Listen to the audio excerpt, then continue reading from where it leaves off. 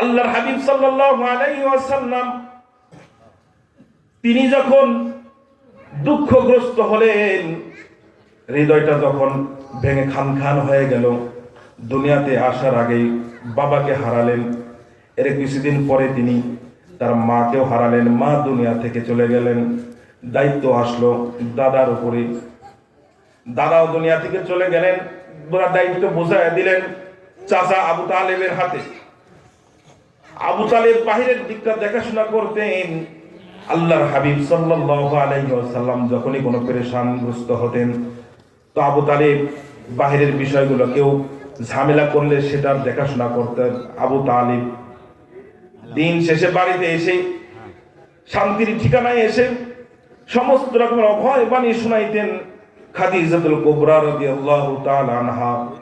তিনি আল্লাহ রাসূলকে মায়া মমতা ভালোবাসা দিয়ে আগলে রাখতেন, ঘরের দিকটা তিনি সামলাতেন। একই বছরে হিজরতের 11 বছর, হিজরতের 11 বছরের দিক দিয়া একই বছরে আল্লাহর হাবিব সাল্লাল্লাহু আলাইহি ওয়াসাল্লামের বাহিনীর শিল্লার দাতা চাচা আবু তালেব দুনিয়া থেকে বিদায় হয়ে চলে গেলেন।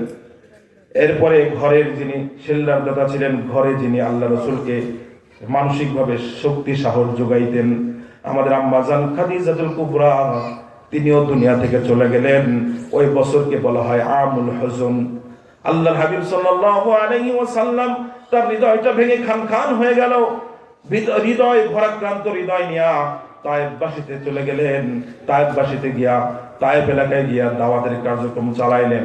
তায়েফবাসীরা আল্লাহর রাসূলের দাওয়াত গ্রহণ করার বদলতে কি নির্যাতন চালিয়েছিলেন সকলেই আমরা জানি, ঠিক কিনা ভাইরা আমার? আমরা সকলেই কিন্তু জানি। আল্লাহর হাবিব সাল্লাল্লাহু আলাইহি ওয়াসাল্লাম তায়েফবাসীর পক্ষ থেকে যখন নৈরাজ্যে ফিরে আসতেছিলেন, তার হৃদয়ের মধ্যে হাজার দুঃখ। আল্লাহর হাবিব সাল্লাল্লাহু আলাইহি ওয়াসাল্লামের দুঃখ ভোলানোর জন্য, সান্ত্বনা দেওয়ার জন্য আমার আপনার রব আল্লাহ পাক রব্বুল আলামিন সেই হাবিবকে আসমানে আরশে আজিমে ডেকে পাঠাইলেন, মেরাজ দান করলেন। বলেন সুবহানাল্লাহ। সুবহানাল্লাযী আসরা বিআবদিহি লাইলাম মিনাল মাসজিদিল হারামি ইলাল মাসজিদিল আকসাল্লাযী বারাকনা হাওলাহু লিনুরিয়াহু মিন আয়াতিনা ইন্নাহু হুয়াস সামিউল বাসীর। আল্লাহু আকবার। আল্লাহ পাক রব্বুল আলামিন মেরাজ দান করলেন। আল্লাহর হাবিব সাল্লাল্লাহু আলাইহি ওয়াসাল্লাম বাইতুল মুকাদ্দাসে গেলেন। বাইতুল মুকাদ্দাসে যাওয়ার পরে ইমামতি কি করবেন? সকলেই পেরেশান, সকলেই মনে করতেছে মনে হয় ইমামতির জিম্মাদারি আমার আসবে। জিবরিল আমিন রাসূলের হাতটা ধরে ইমামতির জায়গায় দাঁড় করিয়ে দিলেন। সেই দিন থেকে আমার আপনার নবী ইমামুল আম্বিয়া হয়ে গেলেন, সমস্ত নবীদের ইমাম হয়ে গেলেন। ওখান থেকে চলে গেলেন উর্দু আকাশে। সব রাতের মধ্যেই হচ্ছে, অনেক লম্বা ঘটনা। প্রথম আসমান, দ্বিতীয় আসমান, তৃতীয় আসমান, চতুর্থ আসমান, সপ্তম আসমান, আর সব কিছু ভেদ করে একবারে আল্লাহ পাক রব্বুল আলামিনের কাছাকাছি চলে গেলেন। ফাকানা কাবা কাউসাইনি আও আদনা, দুই ধনুকের মাথা যেমন কাছাকাছি থাকে, আল্লাহ পাক রব্বুল আলামিনের সামনে আল্লাহর হাবিব সাল্লাল্লাহু আলাইহি ওয়াসাল্লাম এত কাছাকাছি হয়েছেন, আও আদনা এর থেকে আরো বেশি কাছাকাছি হয়েছেন। সুবহানাল্লাহ। গফতে মুসা বা খুদা দর কোহে তুর, গফতে মুহাম্মদ বা খুদা দর আরশে নূর।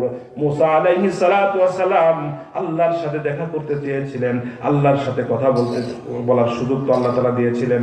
আল্লাহর সাথে কথা বলতে বলতে যখন প্রেম গালেব হয়ে যায়, আল্লাহর সাথে দেখা করতে চায়, আল্লাহ বলেন লান তারানি, ও মুসা তুমি আমাকে কখনোই দেখতে পারবা না, কখনোই দেখতে পারবা না। আর মুসা দাবি করে আল্লাহ একটু দেখতে চায়, একটু দেখতে চায়। সামান্য একটু নূরের তাজাল্লি তুর পর্বতে আল্লাহ তাআলা দিয়েছিলেন, মুসা সহ্য করতে পারে নাই। ফাকররা সাইফা মুসা, মুসা বেহুশ হয়ে জমিনের মধ্যে পড়ে গেছে, আর তুর পর্বত পুড়ে সুরমা হয়ে গেছে। সুবহানাল্লাহ। সহ্য করতে পারে নাই। আর আমার আপনার নবী আল্লাহ পাক রব্বুল আলামিন সুযোগ দিয়েছেন, সেই পাওয়ার ফুল দান করেছেন, পাওয়ার দান করছেন সরাসরি। রায়তু রব্বি বিআইনাইয়া, আল্লাহ রাসূল বলেন আমি আমার আল্লাহকে এই চক্ষু দ্বারা দান দেখেছি, এই চক্ষু দ্বারা দেখেছি, স্বচক্ষে সশরীরে জাগ্রত অবস্থায় আল্লাহ পাক রব্বুল আলামিনকে আমার আপনার হাবিব দেখেছেন। সুবহানাল্লাহ। সশরীরে দেখছেন।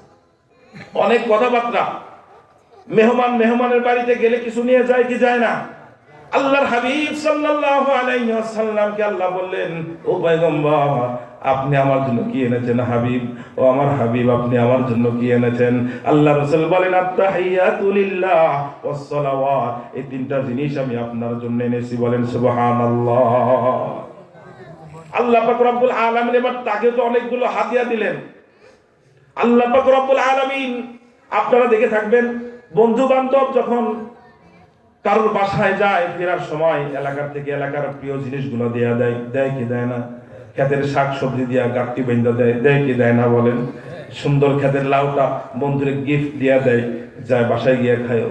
আল্লাহর হাবিব সাল্লাল্লাহু আলাইহি ওয়াসাল্লামকে উর্দু আকাশে আল্লাহ তাআলা ডেকেছেন, তার আরশে আজিমের মেহমান বানাইছেন। আবার যখন ফিরে যাবেন, অনেকগুলো কথা হয়েছে। কি কথা হয়েছে? এটা আল্লাহ, আল্লাহ রাসূল ছাড়া আর কেউ জানে না। আল্লাহ পাক রব্বুল আলামিন যখন আল্লাহর হাবিব সাল্লাল্লাহু আলাইহি ওয়াসাল্লাম ফিরে আসবেন, তখন আল্লাহ পাক রব্বুল আলামিন এক নয়, দুই নয়, 50 ওয়াক্ত নামাজ আল্লাহ তাআলা ফরজ করছেন। আল্লাহু আকবার বলেন। কয় ওয়াক্ত নামাজ? কয় ওয়াক্ত নামাজ? 50 ওয়াক্ত নামাজ। আমার আলোচ্য বিষয় মনে আছে তো? আল্লাহর বিধান সহজ না কঠিন? আল্লাহ রাসূল মেরাজে গেছেন। কোথায় গেছেন?